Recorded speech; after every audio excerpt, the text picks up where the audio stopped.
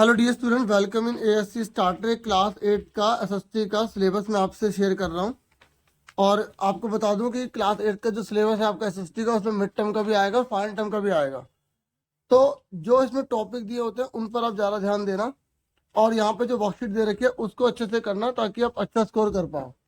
तो आपकी जो पॉलिटिकल की बुक है, सामाजिक एवं राजनीतिक जीवन, तो उसमें पहला चैप्टर भारतीय संविधान, वो आपको करना है। वर्कशीट 26 से 29 तक आपको करनी है। और संविधान और इसमें मौलिक अधिकार आप अच्छे से कीजिएगा। फिर आपकी पॉलिटिकल की जो बुक है, सामाजिक एवं राजनीतिक जीवन, थर्ड, तो थर्ड इसलिए क्योंकि छठी के लिए 1 होती है, सेवन्थ के लिए 2 होती है, और 8th के लिए 3rd होती है। तो उसमें चैप्टर आपका 3 आ रहा है। देखो यहाँ पर जो वर्कशीट लिखी होती है ना, 6ठी 7वीं की और 8वीं की, अगर आप इन्हें करते हैं तो बहुत अच्छे नंबर और आ जाते हैं आपके। और चैप्टर 3 आपको करना, संसद और उसका कानून निर्माण। तो इसमें सरकार क्या है, ये जो टॉपिक लिखे है ना, जैसे तो चैप्टर बता रखे अलग अलग क्लासेस के, तो आप इन टॉपिक को अच्छे से करना, ठीक है। और फिर आ जाओ आपकी जियोग्राफी की बुक, संसाधन एवं विकास, उसका पार्ट 2 आपको करना है। ये वर्कशीट लिखी हुई है, सारी वर्कशीट आपको करनी है। 6ठी क्लास और 7वीं क्लास में जो यहाँ चैप्टर लिखे हैं वो भी आप पढ़ लेना, क्योंकि इसमें से भी एक आधा क्वेश्चन या पैसेज के रूप में क्वेश्चन जरूर देते हैं। फिर आपकी पॉलिटिकल की बुक के अलावा जो ज्योग्राफी की बुक है उसमें एक तो चैप्टर आपका मैंने बता दिया कि चैप्टर 2 आ रहा है, और एक चैप्टर आपका जो है 3 आ रहा है, ठीक है।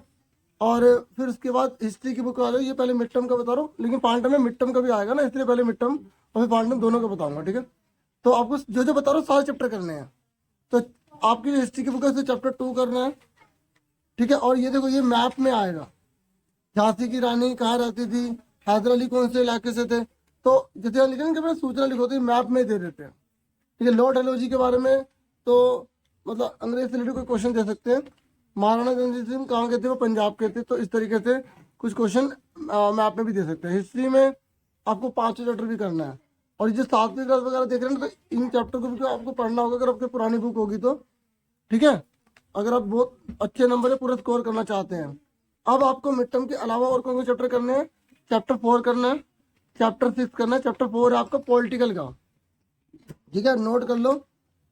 और जो पोस्टर यहाँ दे रखा है तो उस पोस्टर को भी देख लेना, कई बार पोस्टर बना हुआ आ जाएगा तो आपको उसके ऊपर लिखना पड़ेगा आपको, ठीक है। और वर्कशीट लिखा है ना 46 से 48, तो ये वर्कशीट भी आप सारी करिएगा।